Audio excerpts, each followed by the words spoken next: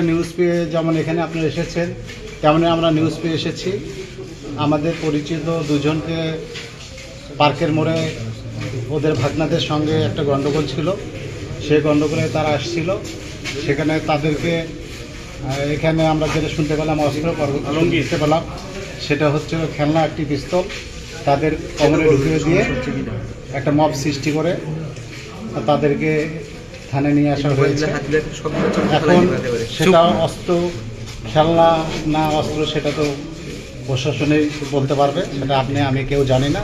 তবে আমার জানা মতে যেটি আমরা শুনেছি সেটা হচ্ছে তারা কোনো অস্ত্র নিয়ে আসে নাই, তাদেরকে ওখানে মব সৃষ্টি করে একটি খেলনা অস্ত্র দিয়ে এখানে নিয়ে আসা হয়েছে। এটা পিস্তল যদি এটা হয় তাহলে অবশ্যই অস্ত্র আইনে মামলা হবে।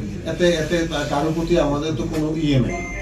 মানে যদি অস্ত্র কেউ ক্যারি করে এবং এর যদি অস্ত্র ফায়ারিং পিন থাকে, এটা যদি অস্ত্র হিসেবে প্রাণঘাতী অস্ত্র হিসেবে ব্যবহৃত হয়, এটা উপযোগিতা থাকে, তবে অবশ্যই তার বিরুদ্ধে অস্ত্র আইনের ব্যবস্থা হবে।